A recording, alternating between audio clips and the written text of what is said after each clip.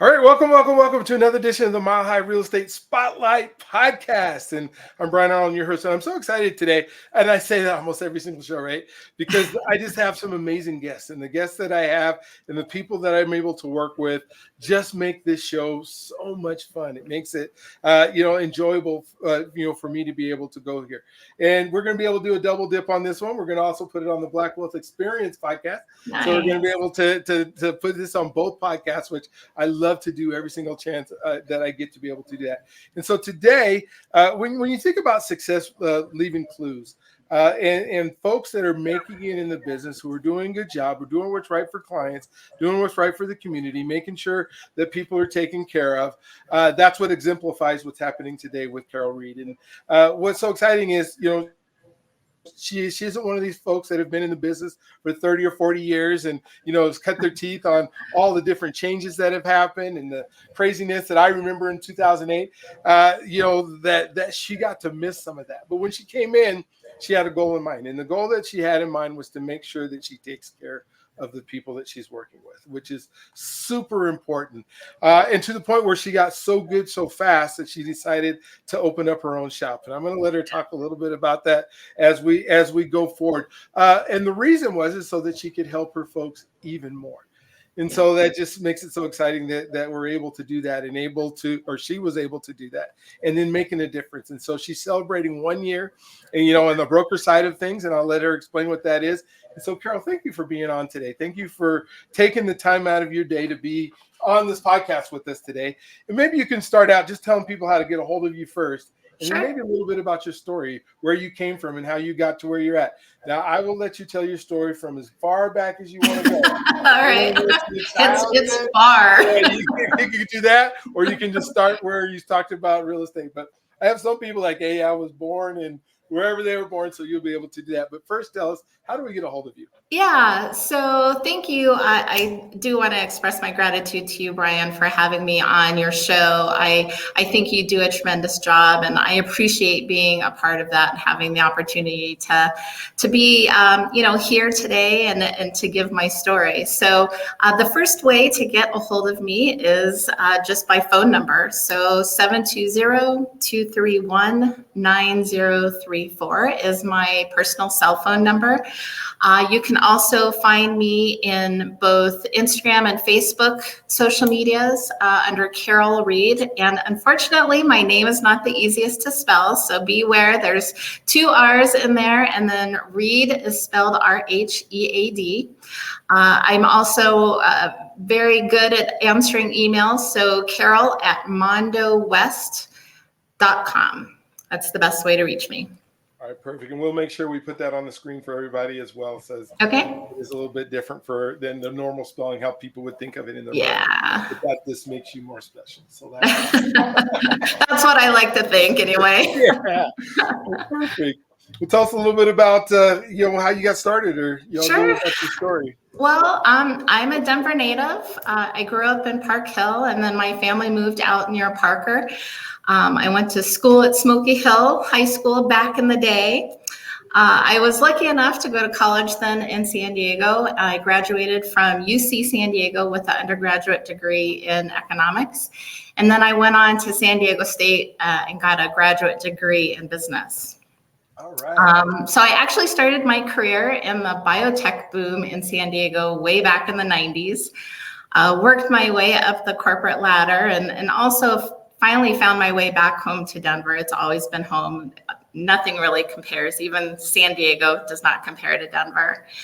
The majority of my career really was spent in quality assurance for a pharmaceutical company. And as the years passed, I knew I wanted to do a lot more for myself and for my community. And I decided about 6 years ago to cut off those golden handcuffs.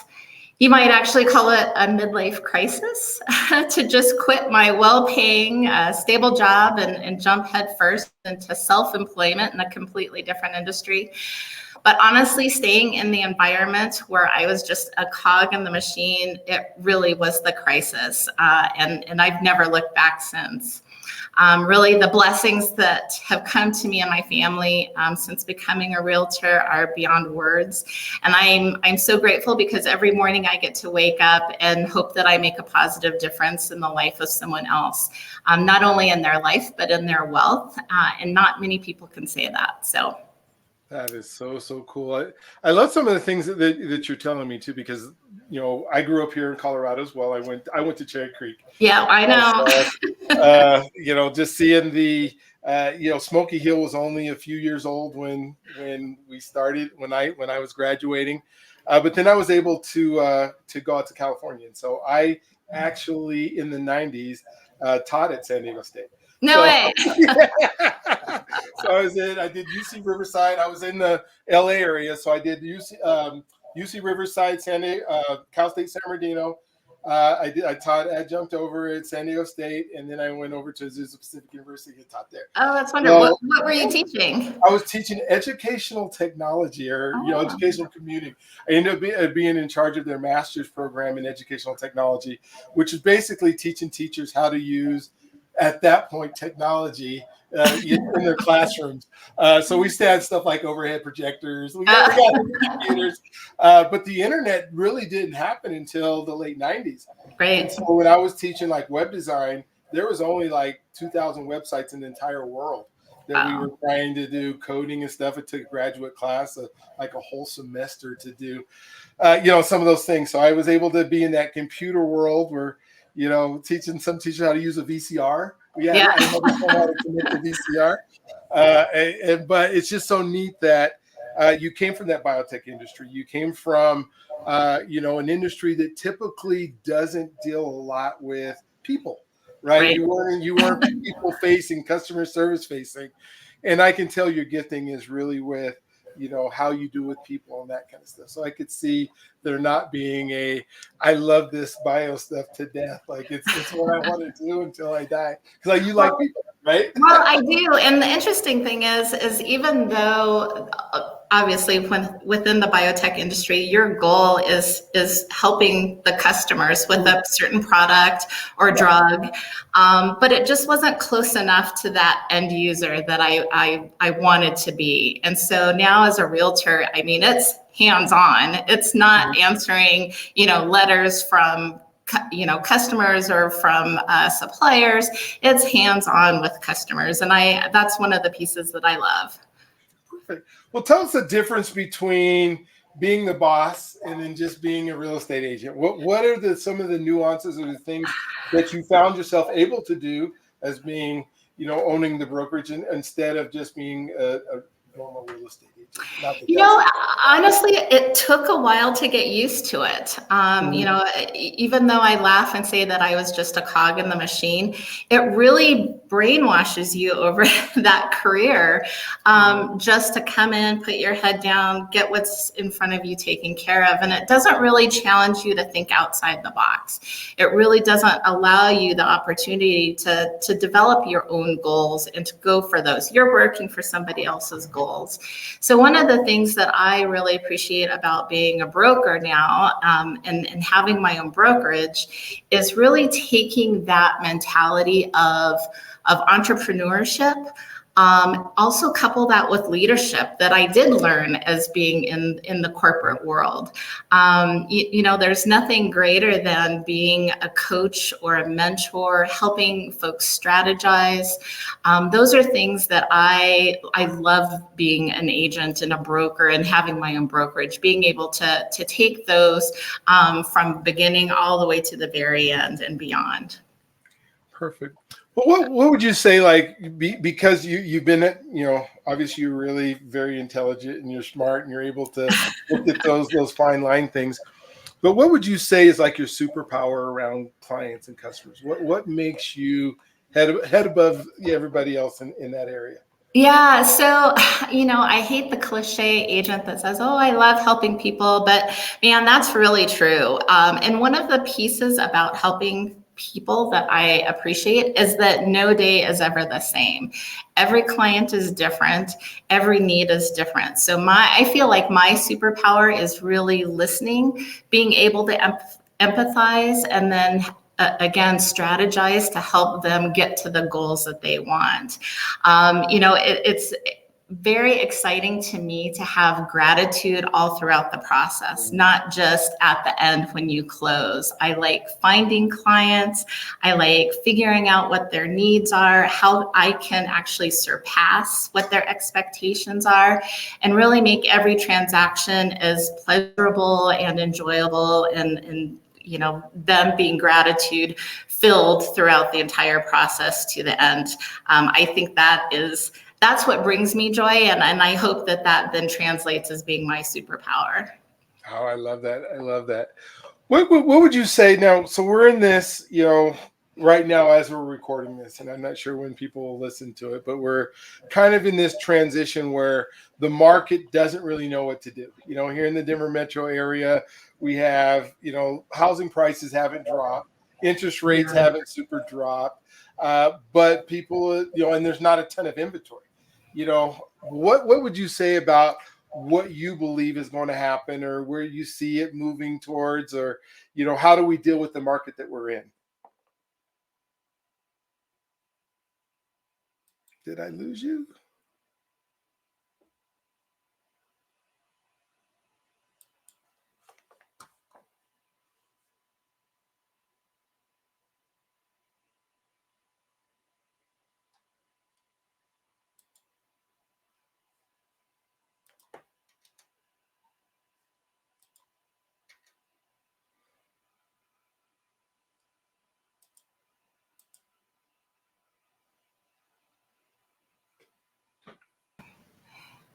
Oh, are you back? You're Am back. I back? You are back. So I'm sure it's my problem. Hey, that's all right. We'll just cut out that part that blanked. Okay. Did you hear the question? So I did not hear the end of the question. Okay. So basically, I'm just asking about the market. With things changing and prices going, staying, continuing to go up. Housing market, not a lot of inventory. Interest rates haven't dropped into the clearance sale that people think that they're going to get to. What would you say about the current status of people wanting to buy homes right now? What should they look forward to? What should they understand about what's happening? Yeah, and my first piece of advice is to find a trusted advisor, a realtor to work with, someone that can really understand the marketplace, understand what your needs are as a client, and then help mesh those two together. All hope is not lost just because our interest rates are high or because the affordability seems, outlandish here in Colorado. There are still homes to be had, and it really is working with a professional that can help you get into that house, whatever it might be. I think one of the important things too, working with a professional, is they'll help set your expectations in the right level. I know oftentimes people get discouraged because they think, oh, I'll never be able to afford the perfect house. And it doesn't have to be the perfect house. It just has to be a good house to get into that you can start building your own wealth, your own equity, and take that forward. So not getting discouraged, understanding that patience is key. And as long as you are willing to go the distance with your advisor, with your realtor, you can get into this market. And it's not as hard as people are making it seem. Gotcha. What would you say to the person? Because we talk a lot about like first-time home buyers a lot on this show. Mm-hmm. We talk about people, but sometimes we don't talk enough about people who are looking for that dream home, people who are looking for that last home. I know I'm in the midst of my in-laws who are moving from Rancho Cucamonga to here. And, I do reverse mortgages, so we're going to do a reverse mortgage on the property, but this may be the last house that they have. How do you help somebody kind of filter out what it is that they truly want when it is that, that dream house? Or did they just come with the list? This is what I want, and you got to go find it. How does that work for those folks that are really looking for, that maybe second or third, or the house of their dreams that they're going to live in for the rest of their life?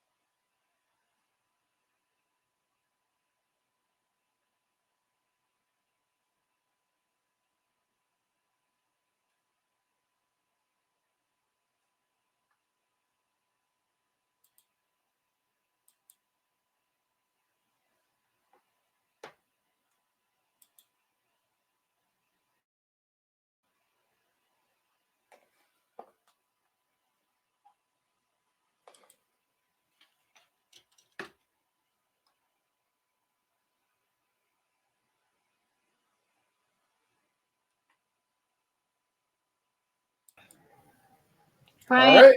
I'm so sorry. I don't know why it's so spotty here today.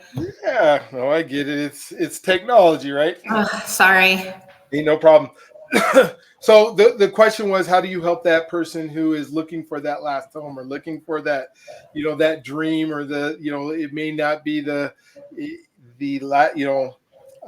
it may be, I'm sorry, it may be that last home that they may ever live in, and then they come to you with a list that says, I want all of this and this was going to happen, or how do you help people piece that together? Yeah, and it's interesting because I don't think that the seniors or the folks that are at the tail end of their home buying journey are really all that different from the folks at the beginning. It's really looking at what are the expectations. I think when you're towards the end, you still need to consider, okay, are there concerns that I need to be aware of as far as how long you want to remain in the home? If you are talking about perhaps an individual or a couple and they're towards the mature side and they're looking at staying in their home as long as possible, is that home set up to help them age in place? So those are some concerns that I think need to be explored. I don't think people necessarily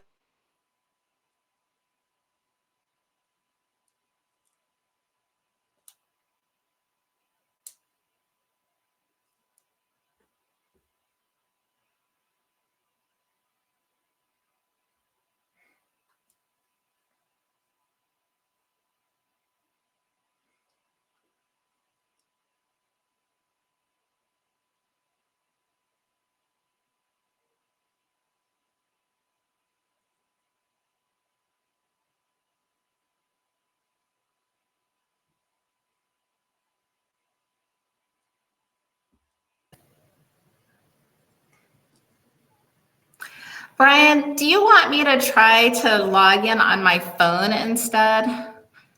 You can, if you want to try Okay. that. I don't know what is going on with this.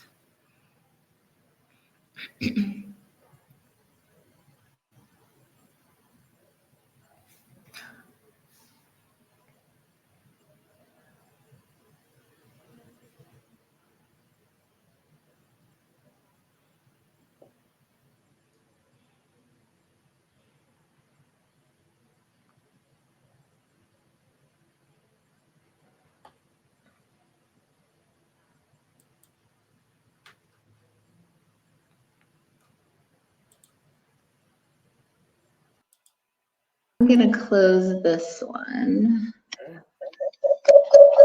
Oh, hold on.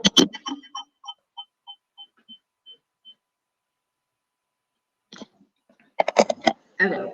Are you Better? able to turn your phone sideways? Oops, but now I can't hear you. Hold on.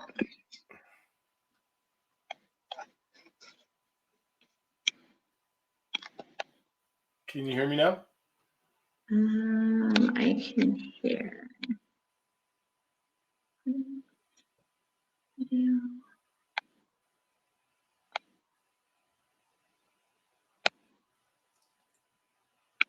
Okay, can you hear me? Yeah, can you hear me? Yep, perfect. Okay, can you turn your phone sideways? Yep. There we go. There we go. Oh, that's not so I don't like that angle.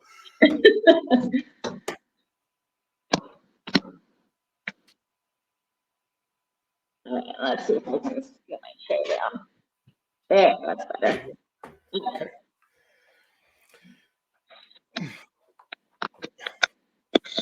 There we go. Perfect. Okay. Yeah, perfect. So you were just talking about how it's the same for folks in their, whether they're buying their last house or at their age where they're having to think of, is this going to help me age in place? Or, the dreams that people have is kind of where we were at. So right. You need to really examine the duration that someone is expecting to live in that home, and then look to see if that home will fit those needs. I've got relatives right now that are looking at trying to decide if aging in place is the right thing, or if actually having some further assistance from a facility would be helpful.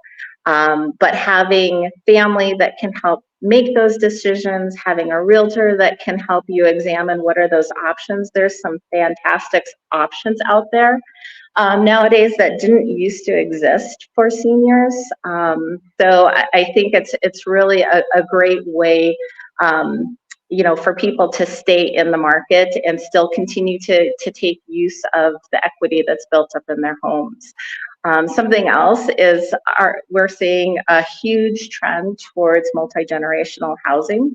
So if there are family members that can help take care of others, whether it's, a parents or even, on the other side, children and grandchildren, they're making many more homes now that are well suited for being able to have multiple generations located in the same place and really continue the wealth of the family. That works. What about like investment properties? Or you when you help somebody with an investment property, what makes the difference in how you do real estate, like how you show a property or how you think about, some of the things that are in there? Like, I don't know, maybe is it closer to something? What are some of the things that you look at when you're talking about investment property? Sure, you need to really understand from that investor standpoint what the return on investment they're looking to gain. Are they looking to hold on to it? Again, talking about duration, are they going to only hold on to it for a quick flip? They're going to do renovations, turn it around, or is it something that they might be holding for a longer term investment and use for a rental property for that passive income to come in? So really understanding what that investor's expectations and goals are then dictates how we help them look for that property. Well, that makes total sense on that whole. So the whole gamut of first time home buyer to investor to final possible home that you have. What would you say? I know you do it all and you do a very good job at all, but is there anything that you like to specialize in, or that's your favorite, or that you guys have kind of cut a niche out in? We have not cut a niche in any particular area. We are all very well versed in the Colorado Front Range, from Colorado Springs all the way up to Fort Collins. We've also been able to help folks with second homes in the mountains, as well as investment properties in the mountains. So very well, versed and comfortable throughout the Colorado area. I like to say that there is no bad area. Every neighborhood has something to offer someone. So I really pride myself on being familiar with the neighborhoods. I've helped a number of folks who have relocated from other states into Colorado. I actually have a couple that are flying in this weekend from Nevada that I'll be giving the home tour to, so to speak. And I actually love that, just because I did grow up here, and seeing the changes that have occurred and knowing the transition, the transformation that's occurred. I find myself very excited and proud to showcase that to others. Oh, that's great. That's cool. Maybe, because we're kind of running down on time, but maybe, in 6 months or so, we'll bring a client on. Maybe this Nevada couple would love to come on and talk about, what they've done. So if you're willing to do that, we'd love for you to be able to do that. I'll ask. Tell us again how to get a hold of you one more time. Yes, so best way is phone number, call, text, Carol, and it's 720-231-9034 is the phone number. Email is Carol, Carrol, @mondowest.com, is the email that I'm just a click away. Oh, perfect. Do you have any closing thoughts that you would love to share with anybody who's listening today? I think my closing thoughts are really in the marketplace itself. I know there's a lot of talk recently about commissions changing. There's a huge National Association of Realtors settlement that is pending. It's likely going to become effective in the middle of June and towards July. So there's some changes that are occurring on the back end for realtors. But my message to clients and to the industry out there is it's really business as usual for us. We've always worked as hard as we could to get our clients into homes that are going to build wealth for them. And that's not going to change. So how realtors are getting paid, that's something that we'll be working through in the next few months. But our mission remains the same. Our goal is going to be to make sure our clients have the best possible representation as possible. And that's certainly from myself and my brokerage, and I know many of my colleagues as well. Wow, it is so neat. And you know, as you can tell, and talking to Carol, that she knows her stuff. She knows how to, you know, what she can do to help folks. She is just a phone call away. And you know, Carol, as I say in all of my shows, is one for folks that haven't jumped into this world, is you can do this. You know, this is whether it is a first time home, or it's a second home, or it's a real mountain property, whatever it is, you can do this. You deserve this. We live in a country that allows us to create wealth through our homes. You know, and last part is let us help you. You know, whether it's me as a lender or Keller's real estate agent, don't try to do this on your own. You know, having a person who can walk away, who does this all the time, you know, and walk around and walk you through that process is so vitally important. And during the next few months, you might see, you know, a lot of these like the Zillows, or, you know, Open Doors, or these places that, you know, have people try to do it all by themselves. And I can promise you the AI and the computer that is trying to find stuff for you will never replace what a human can do, because a human can actually figure out and look at you, especially somebody like Carol, exactly what you want, exactly what you need, and where that's at. And so, Absolutely. yeah, so it's so important that that happens, right? Yes. Yeah. Well, it's interesting because, you know, along that same line of AI helping out, and perhaps some of those trends that we see from the online platforms, that is still not the biggest hiccup, I think, for people. I think people are just afraid and don't know how to put that next step in the journey forward. Overwhelmingly, what I hear from my clients who are first-time home buyers, their number one regret is that they didn't buy yesterday. Yeah. And that's always the case. And so it's only going to get more expensive. It's only going to become more challenging. It really is just got to take that step. Make sure you're holding hands with the professionals that are going to help you get it in the right place for you and your family. Absolutely.